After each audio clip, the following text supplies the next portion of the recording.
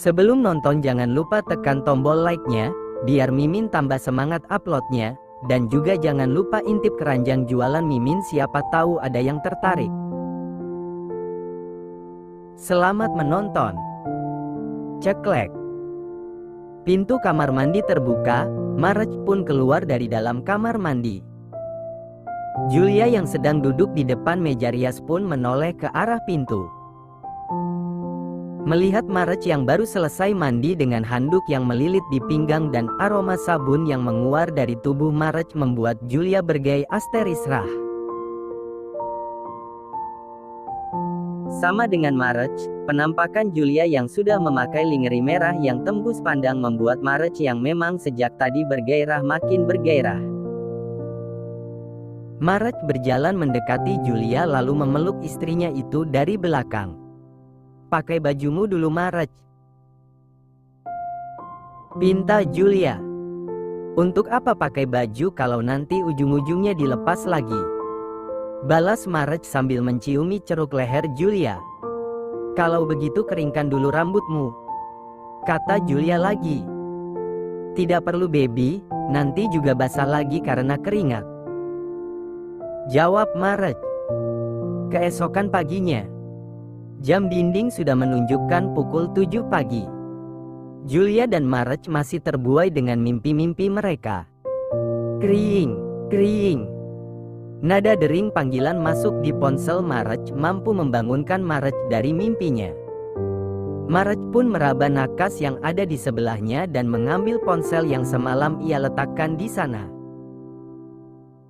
Tanpa melihat siapa yang menelpon, Marge menggeser tombol hijau. "Halo," jawab Marge dengan suara seraknya. "Selamat pagi Tuan Marge, ini saya. Yang Anda minta semalam sudah saya kirim lewat email Anda," ucap laki-laki yang ada di seberang telepon.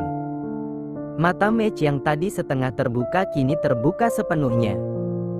Marge pun menjauhkan ponsel dari telinganya dan melihat layar ponselnya untuk melihat siapa yang sedang berbicara padanya. Ternyata orang yang ia suruh untuk mencari tahu tentang mantan suami Julia dan wanita yang saat ini hidup bersama dengan mantan suami Julia.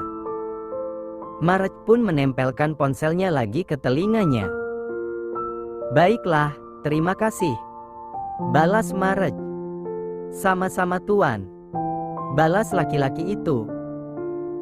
Laki-laki itu adalah orang yang sama yang sering Neon pakai untuk mencari tahu tentang seseorang. Dan semalam saat Marge sedang rehat setelah ronde keduanya dengan Julia, Marge menghubungi Neon untuk meminta nomor laki-laki itu. Panggilan pun berakhir. "Siapa?" tanya Julia yang sejak tadi memperhatikan Marge yang sedang menelpon.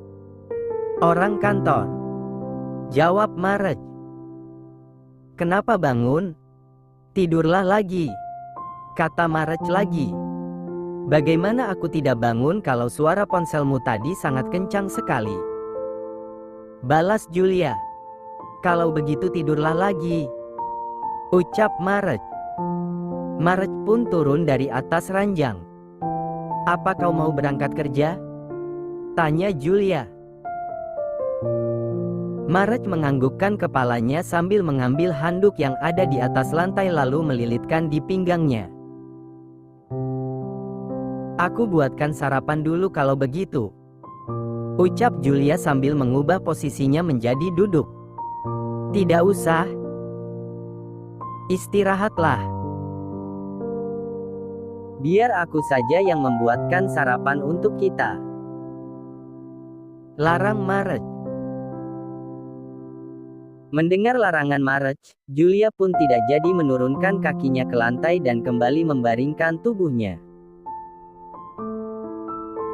Sedangkan Marge, ia keluar dari dalam kamar dan turun ke lantai bawah. 15 menit kemudian, Marge pun kembali masuk ke kamarnya dengan nampan yang berisi 2 sandwich dan 1 gelas susu ibu hamil untuk Julia. Melihat Marge masuk ke kamar, Julia pun mengubah posisinya menjadi duduk lalu menyandarkan punggungnya ke kepala ranjang. "Apa yang kau buat?" tanya Julia. Hanya sandwich, jawab Marge. Ini makanlah, lalu minum susunya, kata Marge lagi. Ambilkan dulu pakaianku, pinta Julia. Karena saat ini dirinya hanya menggunakan selimut untuk menutupi tubuhnya. Marge pun memungut lingerie Julia lalu membantu memakaikannya. Setelah lingerie menutupi tubuhnya, barulah Julia menyantap sandwich yang Marge buatkan untuknya. Apa kau suka? Tanya Marge saat melihat Julia sangat lahap menyantap sandwichnya. Suka. Enak sekali, jawab Julia dengan mulut yang penuh sandwich. Marge tersenyum. Di pikiran Marge, anak yang ada dalam kandungan Julia juga menyukai sandwich yang ia buatkan. Kalau begitu makanlah juga bagianku ini, ucap Marge. Lalu untukmu apa? Tanya Julia. Nanti aku sarapan sereal saja. Kau lebih membutuhkannya karena anakku pasti juga menyukainya, jawab Marge. Aku mandi dulu ya, kata Marge lagi sambil mengelus rambut Julia. Julia hanya merespon dengan anggukan kepala. Marge pun berjalan menuju kamar mandi meninggalkan Julia yang sedang menikmati sarapannya. Kini Marge sudah bersiap berangkat kerja. Kap. Marge mencium kening Julia. Kap. Gantian, Marge mencium perut Julia. Aku pergi dulu, pamit Marge. Julia menganggukkan kepalanya dan Marge pun keluar dari dalam unit apartemennya. Marge masuk ke dalam lift yang akan membawanya ke lantai dasar. Sesampainya di lantai dasar, Marge mengeluarkan ponselnya dan menghubungi pengacara Philips. Tut, tut. Suara nada sambung panggilan ke ponsel pengacara Philips.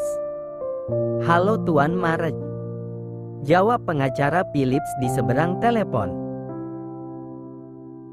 Sudah di mana? Tanya Marge tanpa basa-basi. Sudah di kantor, jawab pengacara Philips. Baiklah, saya akan menjemput Anda di sana, balas Marge. Marge pun melangkahkan kakinya keluar dari lobi menuju tempat parkir dan berjalan menuju mobilnya. Masuk ke dalam mobil, menyalakan mesin mobil lalu melajukan mobilnya keluar dari area apartemen tempat tinggalnya. Tujuannya bukan kantornya melainkan kantor pengacara Philips. FLASHBACK on. Jam menunjukkan pukul 12 malam. Hanox, orang yang Marge minta mencari tahu tentang mantan suami Julia kini sudah berada di kasino tempat Agus, mantan suami Julia berada. Agus sedang menghambur-hamburkan uang Julia untuk bermain judi. Sudah banyak aset Julia yang Agus jual untuk bermain judi dan membiayai gaya hidup Desi, wanita yang dulu menjadi selingkuhan Agus namun sekarang sudah menjadi teman hidup Agus. Ingat, hanya sekedar teman hidup, mereka belum terikat dengan pernikahan. Profesi Desi juga sama dengan Julia, penyanyi kafe dan juga singer wedding. Hanya saja, saat Julia sedang dalam puncak kejayaan, tak ada satupun WO atau EO yang mengenal nama Desi. Namun setelah Agus berhasil menyebar fitnah tentang Julia dan Agus menaikkan nama Desi, barulah saat itu WO dan EO banyak memakai jasa Desi. Nama Desi melambung dan nama Julia tenggelam bahkan terkubur dari dunia hiburan. Meski Agus berhasil menaikkan nama Desi, tapi bukan Agus yang menjadi manajer Desi. Karena sebelum bersama Agus, Desi memang sudah punya manajemen sendiri. Agus tidak mempermasalahkan hal itu, karena dirinya juga banyak memegang harta Julia. Tapi sayang dengan usaha dan uang yang banyak itu, membuat Agus tergoda bermain judi. Sayangnya baru beberapa bulan bermain judi, uang tabungan milik Julia ludes Agus pakai, mobil Julia juga sudah terjual untuk bermain judi. Bahkan sertifikat rumah Julia pun juga sudah Agus ke rentenir. Dan malam ini adalah hari kesialan bagi Agus karena malam ini uang hasil menggadai rumah Julia juga ludes. Karena uang sudah tidak ada, Agus pun keluar dari kasino entah kemana. Setelah Agus pergi, Hanox mendekati rentenir yang memegang sertifikat rumah Julia. Hanox pun melakukan negosiasi dengan rentenir agar sertifikat rumah Julia bisa berpindah ke tangannya. Negosiasi pun antara Hanox dan rentenir itu pun disepakati. Hanox pun menghubungi Marge untuk memberitahu hasil kesepakatannya dengan si rentenir. Tanpa pikir panjang, Marge pun menyetujui apapun hasil kesepakatan Hanox dengan rentenir itu. Hasil kesepakatan itu adalah Marge harus membayar 3x lipat dari uang yang dipinjam Agus pada si rentenir. Marge pun mentransfer sejumlah uang yang diminta si rentenir. Bagi Marge tidak masalah mengeluarkan uang berapapun, yang penting sertifikat rumah Julia bisa berpindah ke tangannya. Keesokan paginya, setelah mendapat laporan dari Hanox, Marge pun menghubungi pengacara Philips untuk bertemu dengan Hanox dan mengambil sertifikat rumah Julia. FLASHBACK off. Setelah kurang lebih 20 menit membelah jalanan, akhirnya mobil yang Marge kendarai tiba juga di depan gedung kantor pengacara Philips. Marge pun menghubungi pengacara Philips agar keluar dari dalam gedung. 5 menit kemudian, BRAAK. Pengacara Philips masuk ke dalam mobil Marge. "Selamat pagi Tuan Marge, maaf membuatmu lama menunggu," ucap pengacara Philips. "Tidak masalah. Harusnya aku yang minta maaf karena sudah menyita waktumu yang berharga hanya untuk mengurus masalah dengan tikus-tikus kecil," balas Marge. "Santai saja Tuan Marge, ini sudah tugas saya," balas Marge. Marge pun melajukan mobilnya pergi dari depan gedung kantor pengacara Philips. Tujuan mereka sekarang adalah rumah lama Julia yang kini ditempati mantan suami Julia. 15 menit kemudian, mobil yang Marge kendarai sudah terparkir mulus di depan rumah lama Julia. Marge dan pengacara Philips pun turun dari dalam mobil dan berjalan menuju rumah.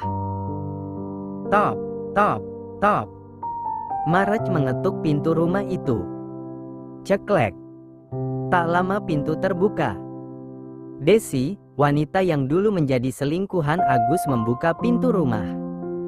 "Selamat pagi Nona," sapa pengacara Philips. "Iya, selamat pagi. Cari siapa?" tanya Desi sambil matanya melihat Marge dari ujung kaki sampai ujung rambut. "Apa Tuan Agus ada?" tanya pengacara Philips. "Ada, dia masih tidur." "Ada apa ya? Bangunkan dia," sela Marge dengan suara tegasnya.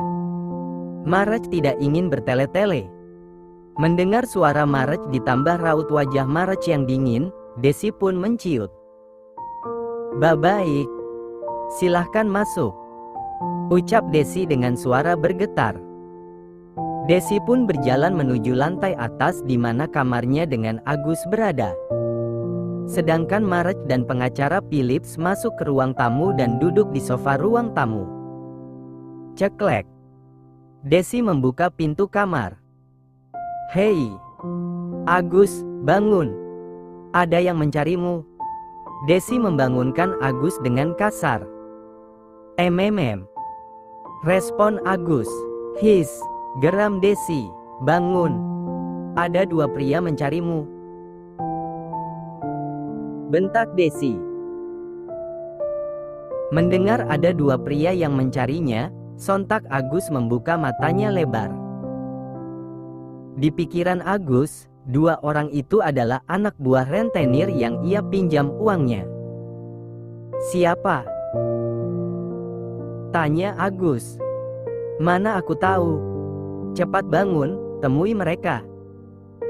Bagaimana penampilan mereka? Apa bertubuh besar, berwajah sangar? Tanya Agus. Tidak. Yang satu berwajah blasteran, tampan tapi sedikit sangar dan mereka berpakaian rapih, seperti orang kantoran. Sepertinya mereka ingin membicarakan pekerjaan denganmu. Agus bernafas lega. Desi tidak tahu kalau dirinya bermain judi dan semua harta Julia sudah habis di meja judi.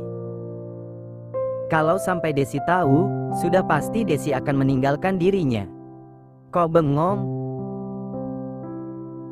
Cepat bangun dan temui mereka. Ucap Desi lagi. Ia berharap dua orang itu sedang mencari penyanyi untuk acara mereka dan kalau benar begitu, pastinya Agus akan merekomendasikan dirinya untuk mengisi acara. Agus pun turun dari atas tempat tidur dan berjalan menuju kamar mandi untuk mencuci muka dan menyikat giginya. 10 menit kemudian, Agus turun ke lantai bawah. Sebelum masuk ke ruang tamu, Agus mengintip terlebih dulu siapa tamu yang mencarinya. Agus mengernyitkan keningnya saat melihat sosok Marek. Sepertinya aku pernah melihatnya, tapi di mana ya? Gumam Agus. Agus pun mencoba mengingat-ingat. Ah, iya, aku ingat sekarang.